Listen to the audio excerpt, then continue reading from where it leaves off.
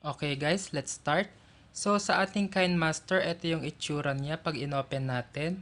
Dito, pwede tayong mag-download dito sa store na to ng kahit ano. For example, ng transitions, ng sound effects, ng overlay effects. Dito naman, itong play button, yan, pwede nating i-play yung mga na-publish na natin mga videos. Tapos itong crown na ito, dito natin ma-check kung premium user ba tayo. So, premium user tayo. Makikita nyo din dito yung ating settings button. Click nyo dyan. Then, my information. Meron tayong subscription status na 2-year free license for L01J users. Back. Then, andyan yung ibang mga settings. Back. Then, ito yung help button natin. Tapos, ito yung may parang magic wand na yan. So, pwede tayong mag-create ng parang template. Templated na siya. Pwede na mag-enter kayo ng title, tapos yung ending, then siya na bahala. At ito yung ating notification bell.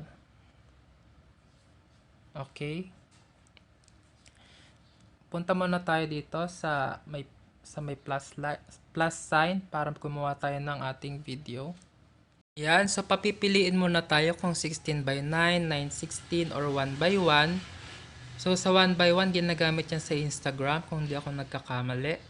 Piliin muna natin yung 16:9. Okay, so ida-direct tayo sa ating media browser. Maghanap tayo ng sample video. For example, ito sa Agusan del Norte yung pinuntahan namin. Yan, so i-convert nyo ng 720. Dahil na-convert ko na siya, so use 720 copy na. 720 kasi itong ating libreng premium na Kinemaster ay hanggang 720p. Pero malinaw na po yun. Click natin ito para mapunta siya sa start. Pag click ulit natin, mapupunta siya ulit sa dulo ng video. Yan. So, yun ang use nito. Then, pwede nating baguhin yung ating workspace or yung preview niya. Pwedeng ganyan or pwedeng ganyan. Ito yung settings niya. Ayan. Tapos yan, pwede kayong mag-capture noong naka-preview dito. Or pwede nyo i-undo yung ginagamit, yung ginawa ninyo. Undo or redo. Okay? Yun, back naman yun. Balik tayo sa pag-edit. Makikita nyo dito sa right corner, meron ditong circle. Andito yung media. Yung kanina, nag-open tayo, dinirect tayo sa media browser. So, dyan yun. Ito yung audio. Ito yung voice. At ito yung sa layer. So, sa layer, maraming options dyan. Once na kinlik natin itong ating yung bar natin dito na video, makikita nyo ibang settings. So, ito yung settings niya. Okay. Yan. So, paano ba tong scissor na to? Click natin. Dapat selected itong ating video para lumabas itong nasa settings natin. Click natin yung scissor. Pag tinrim to left of playhead natin, buburahin nyo yung sa left side. Pag right of playhead, buburahin nyo yung sa right side. Pag split at playhead, hatiin niya sa gitna. Okay? Yan. So, magkaiba na ito tsaka ito. Tapos, meron na siyang plus sign. Ibig sabihin, pwede ka maglagay ng transition dyan kasi dalawang video na yan. Or, pwede naman tong split and insert freeze frame. Once nakinlik natin to, yan. So, gagawa siya ng screenshot nung frame na yon, tapos ilalagay niya dito. Yan. So, ilalagay niya dyan yung picture na yon.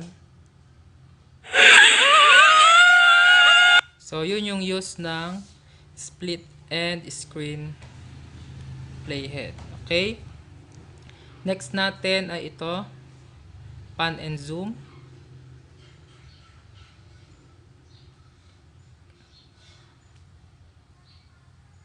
Yan, yung pan and zoom naman, ipipinch nyo dito sa may video. Yan, so mapapansin nyo nagkaroon siya ng box doon sa right side na preview. Yan. Then pag pinlay natin, so ganun na. Yan. So i-undo natin. So nag-zoom siya. So eto, pwede nyo baguhin naman yung sounds niya kung gaano kalakas. Pwedeng 100%, 200%, or naka-mute. Okay? Or naka-auto volume siya. Dito naman sa speed, pwede nyo pabilisin or pabagalin yung inyong video. Pag less than 1 second, ibig sabihin, babagal yung video ninyo. Pag more than 1 second, bibilis yung inyong video ng 0.5 or times 1. Ayan, bibilis siya. For example, so medyo mahaba kasi yung video natin, matagal siya ayan, naka 2.1 na pala siya. So pati yung kanyang boses ay na-distort. Balik lang natin. Okay, yun yung use ng sa speed. Dapat nasa ano lang siya, nasa 1.5 or 0.5. For example, ayan. Then okay natin, then play.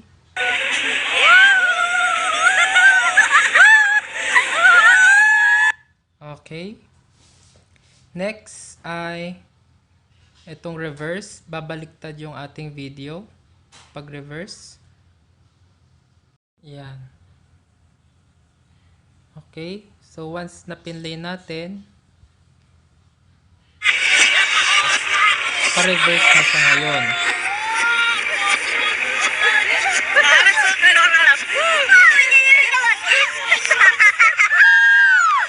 So yun yung use ng reverse. Balik natin sa dati.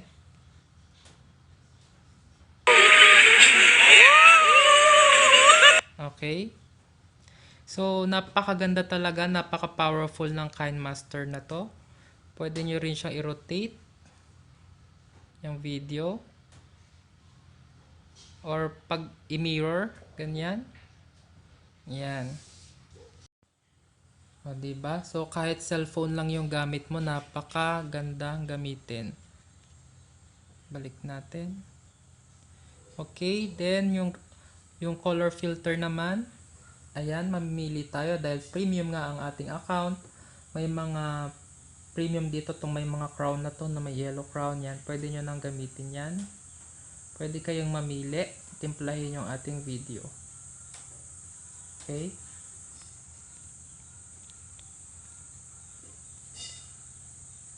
Ayan. For example, ayan. Then okay. Ayan, i-undo natin. Next ay adjustment. Ayan, kung gusto nyo itaas yung brightness. Ayan, yung contrast nya. Yung saturation, pwede din. Ayan. Then okay mo. Lagi mo lang ulit i-select para lumabas itong settings nya. Then tong EQ. Yan, kung AM radio, bass booster, jazz. Sa sounds ata yun. Itong envelope, volume envelope naman. Pwede mong i-adjust yung part na yon kung gaano siya kalakas yung volume nya.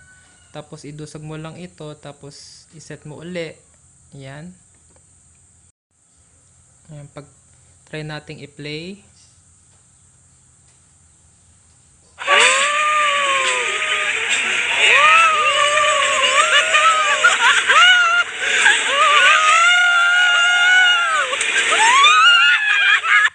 Ayan, so hindi nyo lang pansin kasi puro hiyawan, pero hihina at saka lalakas ang volume na yon. Ayan. Then, yung ating, meron ding reverb. Pwede yung tunog ng boses mo ay nasa bathroom, cathedral, cave.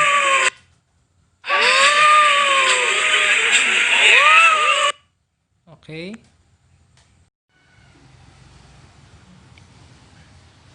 Tapos may voice changer.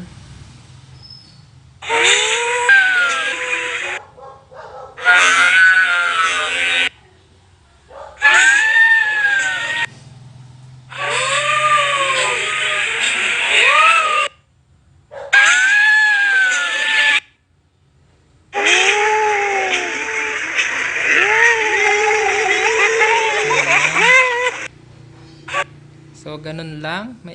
So, napaka-powerful talaga ng ating Kinemaster. Then, pwede rin yung vignette, yung may dark dito sa ating mga corners. Or, pwede nyong i-extract yung audio. Ayan. Yan. So, kung gusto mo i-extract yung audio, ganyan. Click mo lang yung audio. Kung gusto mo merong putulin na part doon. Kunwari, itong trim split. Split at playhead. Ayan. May kakat ka kunwari na video at buburahin mo to.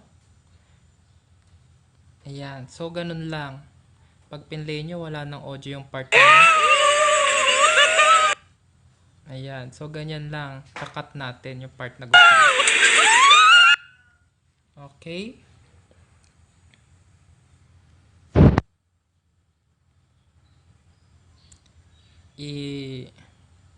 Purahin natin to. Tapos, drag natin ulit. Okay. Kapag na-extract na yung ating audio, meron din siyang sariling settings dito. Ayan. Ayan. So, next natin ay ibang sa layer. Balik tayo sa layer. Punta tayo dito sa effect. So, ang effect na available natin ay itong basic effects o vignette. Pwede kayo mag-download pa. Punta tayo dyan. Ayan. So, wala akong internet. Malayo ko sa bahay. Ito na lang sample nating basic effects. For example, itong mosaic. Yan. So, mapapansin nyo, nag-blur yung ibang part niya. Yung part na yon, pwede nyo i-adjust dito. I-pinch nyo lang. Then, pwede nyo i-resize. Diyan. Yan. So, pag okay na, itong button na to, yung may check na to, check button, click nyo lang yan. So, mag-a-apply na siya doon. Okay, burahin ulit natin. Next ay ang overlay. Ang overlay, pwede tayo mag-add. For example, itong cursor. Ayan. Kunwari may kiniklik kayo. Click nyo lang ito para ma-adjust ninyo, ma-resize. Then, may keyframe dito sa gilid na to. Ito. Pag kinlik nyo yan, tapos minove nyo ito, tapos minove nyo din yan, tapos kinlik nyo uli. Ay, yan. So, mapapansin nyo, nagkaroon siya ng another point dun sa dito. Ayan, nakikita nyo. So, dalawa na ang ating wait. Yan, so dalawa na yung point dito sa ating bar na red. Pag in-okay natin yan, tapos pinlay natin. So, napansin nyo, nag-move yung kamay. So, yun yung use ng overlay. So, sa text naman, click lang natin tong letter T. Yan, tapos mag-type tayo, Agusan del Norte. Then, okay. Lakihan natin. Pwede rin natin baguhin yung font. Habang nakaselect siya, font dito. Pwede rin kayo mag-download. For example, yan. Then, okay. Pwede rin natin baguhin ng kulay. Ayan. Outline, for example, lagyan natin ng outline. Kunwari, red or white or green. Then, okay. Okay. Ayan. So, kung gusto nyo burahin, delete nyo lang dyan. Ang next ay pwede naman tayo mag-handwriting. So, mapapansin niyo hindi ko na masyadong inaano yung settings niya kasi may masyadong madami. So kapag in-explore pa natin lahat yan, baka humaba tong ating video tutorial. So itong handwriting, i-select nyo lang, then pwede kayo mamili kayo dito. Tapos mag-draw tayo dito sa ating workspace sa may video. For example yan. Ayan, then okay. So yan na yung ating handwriting. Delete ulit natin. So yun na yung sa layers, yung media, effect, overlay, text, tsaka handwriting. Ang next naman natin na itong voice. Dahil nagre-record ako dito sa aking cellphone, hindi ko siya magagamit. Pwede nyo i-click yan. Then dito sa audio, yan, pwede tayo manguha ng ating mga dinownload. Pwedeng mag-download pa kayo dito dahil premium yan, pwede yan. Okay, so meron na akong tatlong sample, Fire Me, Over the Hill, tsaka Sonatina. Okay, for example, eto.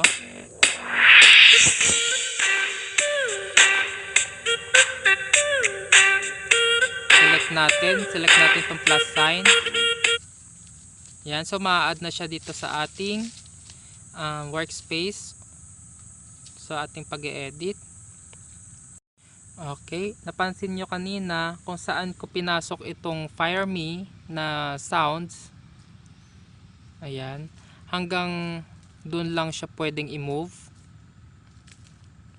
Hanggang dyan, hindi sagad-sagad sa gitna. Kaya itapat nyo muna yung itong red line na to, na may timeline, na may oras.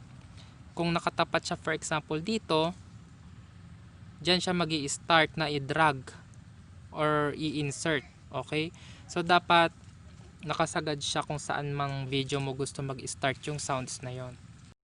Burahin ulit natin. Ayan, so lahat ay na sample naman na natin. Dito sa store, pwede kayong bumili dyan dahil wala ako sa bahay, lumayo ako, hindi na natin makakapag-download, walang wifi. Okay, so lahat na na-discuss natin. Ang kulang na lang ay yung pagpa-publish. So etong button na to, makikita nyo, click nyo lang yan. Then ang pinakamataas nating resolution ay HD 720p, then standard 540p at 480p at 360p. Okay, ang suggestion ko dyan ay HD 720p at naka frame rate na 30. Lalo na kagaya ng sa akin ay tutorial, dapat pinakamalinaw na dyan or pangalawa sa pinakamalinaw ay 720p. Okay, kasi kung 1080p, masyadong matagal siya mag-publish or mag-render dahil mabigat siya masyado. So itong 720 okay na yan, nababasa yung mga text, ganyan. Then export nyo lang yun. So dito nagtatapos ang ating video tutorial. Maraming salamat. At dito nagtatapos ang ating video tutorial kung paano gamitin ang Kinemaster. So para sa iba pang mechanics kung paano makakakuha ng Kinemaster Premium, kailangan na panood mo ng buo ang aking tutorial. And then may mga lumabas sa screen na numero, kolektahin mo yon at isend sa aking Facebook Messenger kasama ng iyong email. Dapat ikaw ay nakasubscribe sa aking channel at nakashare itong video na ito sa iyong Facebook. Yun lamang, maraming salamat. Paalam!